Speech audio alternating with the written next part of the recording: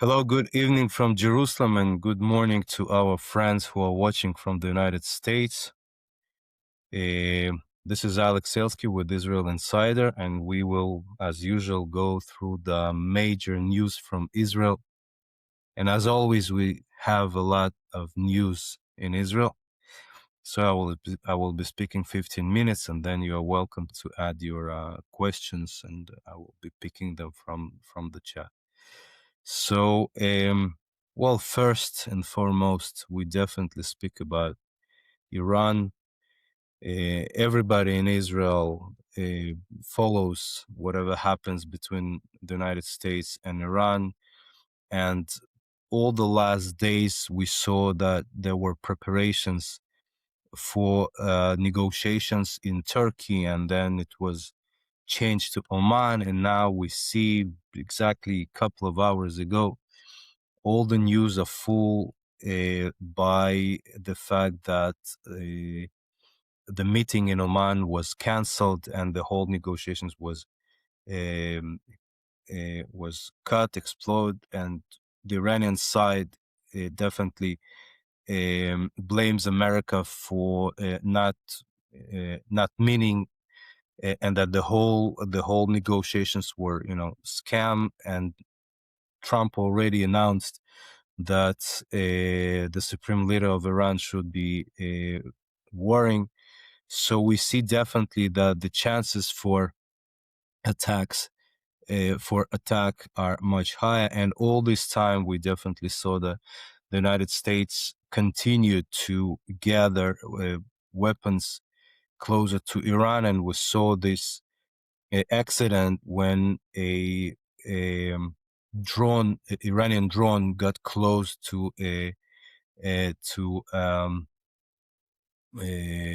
the Lincoln carrier, and it was intercepted, which was definitely not act of negotiations from the side of Iran. So I think that majority of all those who were following definitely were speaking about the fact that they don't believe that America will really give up the attack, and now we see that the chances are high. I can just tell you that on Israeli side, we all these days saw preparations, and I can tell you that IDF is ready. I personally, as I told you, belong to Home Front Command Emergency unit, and we definitely are very prepared, and we continue to prepare. So Israel definitely leading into a possibility of American attack on Iran, and definitely Iranian attack on Israel as a result of that. And many news regarding Gaza these last days. First of all, the committee that should manage Gaza by the agreement between Trump and Israel and all the states that were participating in the negotiations. This committee released a logo, a very naive step to release a logo, right? But the logo, surprise, surprise, looks exactly as the logo of the Palestinian Authority. And Israel said that it's uh, uh, unacceptable, and that it will not allow entering to Palestinian Authority into controlling Gaza. And we already saw in all the, we had a lot of signs of Palestinian Authority getting, by back door into this committee, because few very senior people in this committee are PA people. And, finally we saw that everything that we were afraid of actually is happening. So this logo accident actually shows exactly what were the intentions of the Palestinians. And again, the question is if that was also the intention of all the players around that, Qatar and Turkey and Egypt and the United States too. So at the moment there is a there is a crisis over that, and Israel definitely opposes to this. The the the next very important thing that happened this week regarding Gaza is opening of the Rafah crossing, and first of all, I have to remind you that the Rafah crossing is the major crossing that connects Gaza to outside world to Egypt, and many people during the war left Gaza through this crossing, and it was closed most of the time during the war. And this crossing, actually, this is the oxygen for Gaza, and we saw that very little amount of people crossed from Egypt after opening the crossing into Gaza, and definitely Israel controls the crossing, and we have to understand that as previously, this crossing can be responsible for all the goods entering into it. So definitely control of Israel over this crossing is very, very crucial. So it's open. It shows, the continuation of that we're heading into the second stage. But again, as I said about the logo accident, it shows that it's not working properly. And again, the big thing, the elephant in the room in the second stage is the disarmament of Hamas. Now, nobody sees that Hamas will be really willing to do that. And we see that Hamas, surely but slowly arms itself back. Now, many declarations about disarmament of Hamas from American side, but again, on the ground, we don't see that. And this is the major criteria for the continuation from Israeli side. Now, many also say, we saw this wonderful presentation done by Jared Kushner in Davos conference about, the future investments into Gaza, that the Gaza will have more than $100 billion investments into development. But many in Israel say that, it means that if Hamas will not disarm, so again, it shows that Hamas won. If we see this massive investment into Gaza, from which definitely, if Hamas doesn't disarm and doesn't disappear, will definitely benefit. So from Hamas perspective, this attack was beneficial.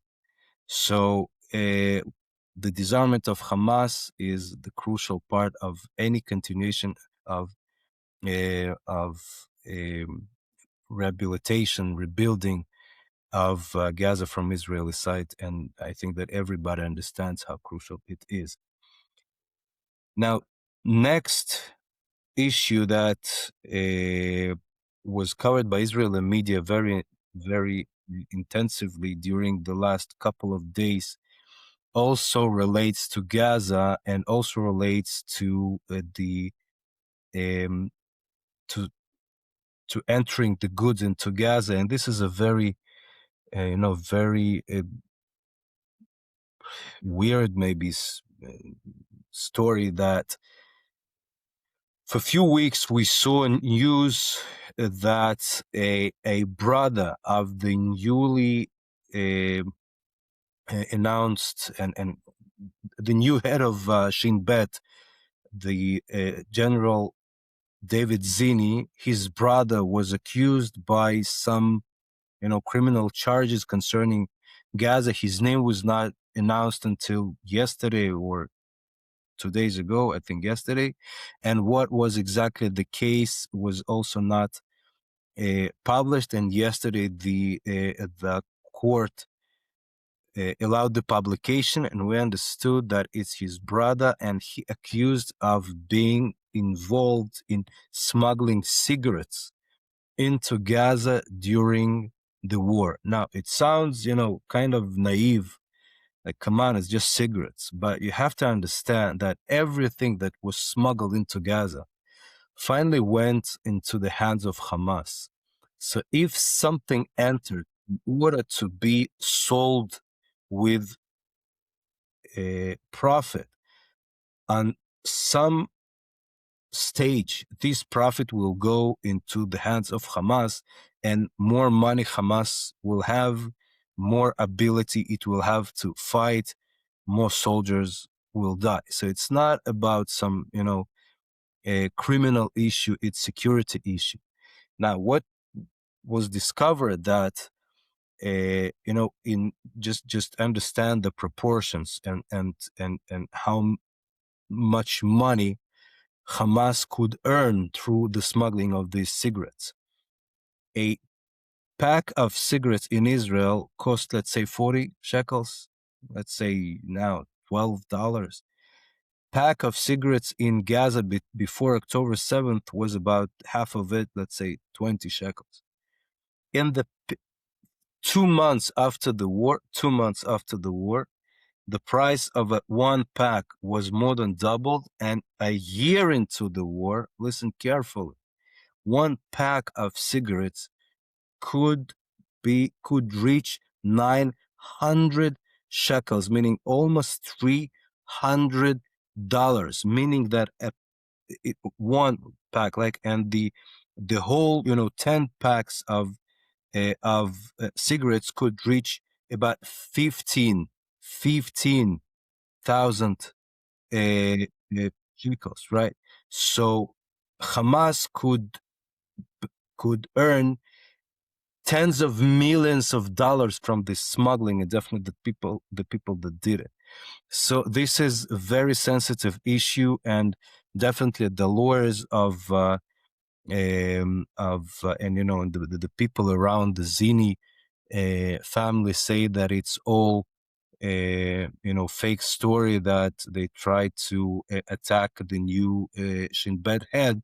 But more and more we learn, we understand that the whole smuggling cigarettes issue is very, very significant and very heavy criminal case. And let's see and let's hope that this is wrong, and that the brother of the new Shin Bet head was not involved in that, because as I explained to you, this is definitely not a marginal issue. Another two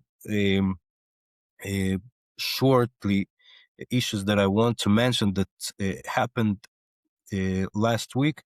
First of all, we see, I think also it's worth mentioning, we see more and more tension between the opposition, the heads of the parties that today are in opposition, and we see that the link, the ideological link between these parties that intend to form a government after the election and to win the elections next time. We see that this ideological link is very, very weak, and the tension is very big, and the diversity is very big. And we saw a very significant example through this week when we saw Yair Golan, the head of the Democrats, right, the center left party, which is the cooperation between the Avodah Party and Meretz Party. Meretz is the most left-wing Zionist party.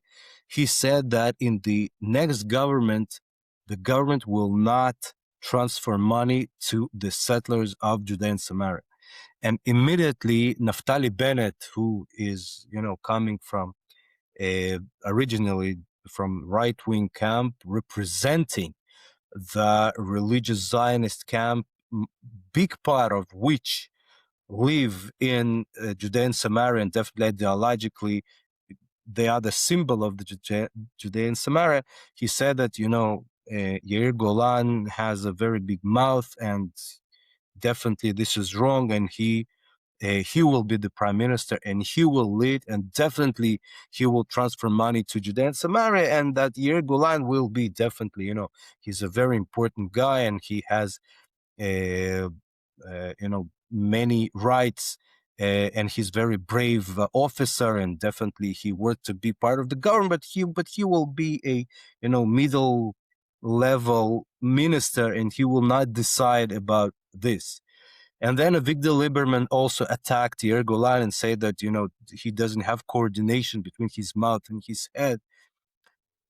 And so we see tensions within this camp, which again shows that, the coordination between them is very weak. And the last thing that I want to mention, that also was very widely covered in the media, is that the milk reform, so-called. We have the Minister of Finance promoting a reform which will lower the prices of milk, but will open the import of cheese and milk products from abroad, but that will hurt many of the big part of the local milk industry, and we see a fight, and this is continuation of this tension between the local industry that, for many reasons, we will not get into it, for many reasons, is expensive, and opening the industry, not only this industry but other industries, to import will definitely benefit the buyers and the citizens, but will hurt many of the families of the industry, and the milk industry, which is part of that agricultural industry of Israel, is very ideologically connected to Zionism, to building this country. So this tension is very, it's not only economic tension; it's also an ideological tension. We see that this comes to a peak. Okay, so I'll be glad to see your questions. Let's see a chat. Okay. No, I don't see any questions of you so far. Chris, tell me if I'm missing something, but I don't see any questions and no. Uh, right. Okay. So if so maybe I will touch a little deeper some of the issues, and if you would like to ask, definitely please do. I have to tell you, maybe economically, let's touch it a bit. I spoke about the milk industry, and we don't usually speak about Israeli economy in these podcasts, but economy in Israel is also very important, not only security, and also generally, I think that people in outside Israel, in Jewish diaspora, and also beyond the Jewish diaspora, who follow Israel, think that we live only security issues. I remember when I came to America, to New York, when I was the emissary of the Jewish Agency for Advocacy on campuses in 2004 during the Second Intifada. I saw that people think that I was always laughing that we leave our home and we getting into a tank, taking our weapon, and that's how we move. But no, people in Israel don't live the security issues daily. We live our life, we live sport, and I can tell you that the sport, TV shows have most popularity. And I today just came taking my girls from ballet class, and it was hard for me to drive in because of a huge soccer game. So this is the life of Israel, and the economy takes much of the attention because of the inflation, very high inflation during the last years. And one of the problems of inflation in Israel and the high prices is the fact that Israeli economy is very centralized. And back you know 15 years ago, I was the spokesman of the National Economic Council of Israel, and we were dealing with the reform to break the industries that are very centralized. And you have to understand that the banking industry and the food industry and the beverages industry and almost every part of food industry in Israel is very, very centralized. And that's why we don't have a very, very big number of competitors. So that's what the government tries to change and break for many years. Um, I see a question in a moment, and that's one of the major challenges of the government in Israel to break the monopolies and its centralized markets and industries, and the industry of milk, after all, is also very similar to that. And after all, this milk reform will definitely help to the people, but it will even centralize more. The bigger company will be bigger, and all the small ones will just die out, and the import will definitely be again good for citizens, but not good for the industry. And we you know, I also think that Israel cannot be dependent on imports too much of such a basic product for itself. Definitely not from countries like Turkey, which, Turkey every day becomes more and more rival than friend. And, this is a good opportunity to mention that next Monday, we, the Middle East Forum, have a significant event in the Knesset, a briefing, inter-parliamental briefing between the Knesset and the Congress, where the members of Congress will be speaking to members of Knesset about the legislation in the Congress and the Knesset confronting the Turkish threat, which is very significant, and strengthening the cooperation between Israel, Cyprus, and Greece. And this issue becomes more and more important. Okay, I will take a few questions now. I see questions. Eric is asking, how would you describe the current relationship between Israel and Europe, and also between Israel and Saudi Arabia? One moment, we have lots of questions. Well, it's very long, but I think that to answer briefly, you definitely saw that Saudi Arabia, after all these months and years of speaking about normalization, took a course, to opposite direction, speaking about and blaming Israel. But I believe that MBS is acting practically and pragmatically, and I think that all these attacks are part of the negotiations with the United States, and by pressing Israel and attacking Israel in the media, they just try to improve their stand in these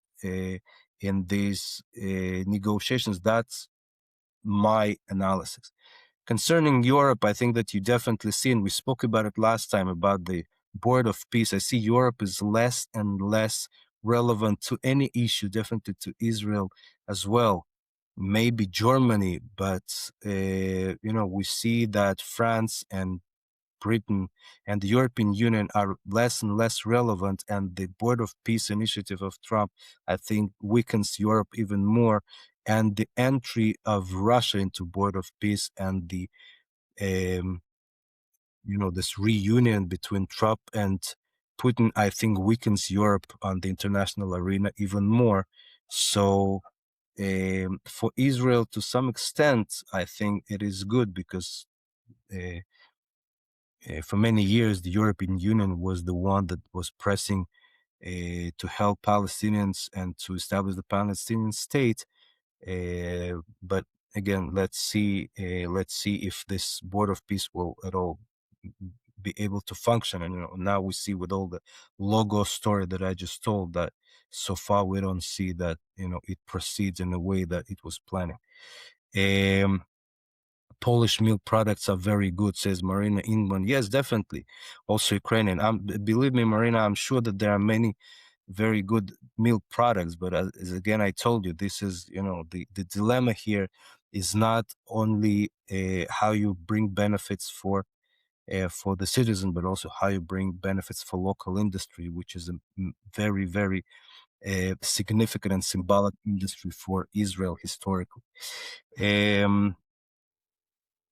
Why not allow PA in Gaza? And Marina Ingman also asks, well, because PA is also anti-Israel.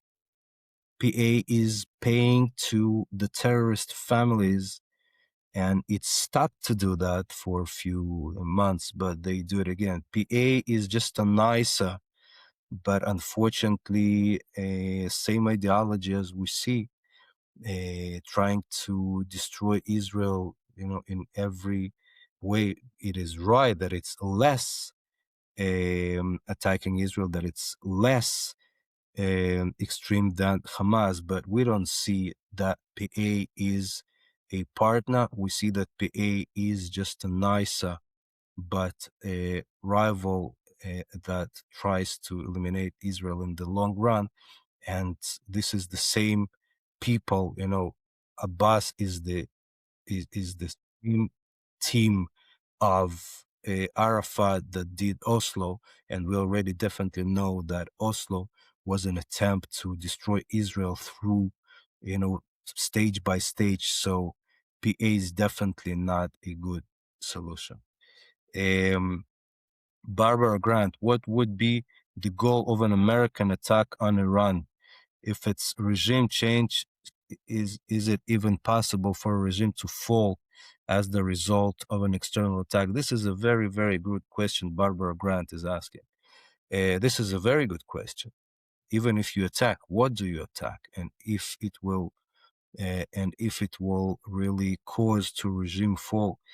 It's a very good question, and there is no smart answer, because, and I will ask you even more that I'm not sure that after all, um, the White House and Trump really want to regime change. Maybe by this attack, they want just to force Iran to give up nuclear weapon, give up the three things which are the most important goals for Israel: to give up the nuclear weapon, the nuclear program, to give up the ballistic missiles, and to give up the support of the proxies, meaning Hezbollah, Hamas, and Houthis, and Hezbollah in Iraq as well. If that happens, Israel will be satisfied. It will not solve the problem of Iranian people, and unfortunately, I belong to those that say that we cannot trust the Iranian regime. That even if they sign anything, and maybe they will really stop for a few years and wait until Trump will go, and then they will just, get back to all the three. So that's why I think we must go on regime change, because any other agreement will be not trustful. So many questions, some of them are very long. I missed the opening. Do you have any assessments of the likelihood of American attack on Iran? If not, well, as I told, definitely now we see signs of much more chances that the attack will take place. But again, let's see, we don't know, because Trump, you see that he plays the negotiation card, and we really don't know if he means it, or he just wanted to give chance to negotiations really, or he just wanted to show that he gave chance to negotiations. And nobody can predict the future, but I definitely think that the chances for attack now are high. And I definitely think that, America did not gather all these, weapons and all this military um, uh, engagement next to Iran only in order to press them to negotiate. And I really hope that they will go until the end, because this is an historic opportunity to change the Middle East and the world, because Iran is a danger not only for Israel. Iran is danger for the whole world, definitely for the United States and Europe, because it exports the terror into Europe, into the United States. So fall of this regime will bring much more security to all the West and all the world, by the way, to the East as well. As I told last week, I'm sure that Russians will be also, well, they definitely do some business with Iran, but they will do business with the next regime as well, and they will not cry too much, because for them, this regime is also a problem. I remind you that Russia is a Christian country, and they don't like the Islamist regimes as well, because they threaten the Christians as well. I finished. You didn't ask questions for the first couple of minutes, and then I saw many questions. So unfortunately, I could not be able to answer all. But please, next time, just try asking questions earlier, so I will be able to answer them all. Thank you very much. And the big question of will the attack take place? We'll definitely know it better the next week. So stay tuned, and we will always have news from Israel. Thank you very much. Thank you for your interest. Thank you for your following, and I'll see you next week. Or if Ashley will be able to speak already, he will be back. So stay tuned. Thank you very much. Goodbye.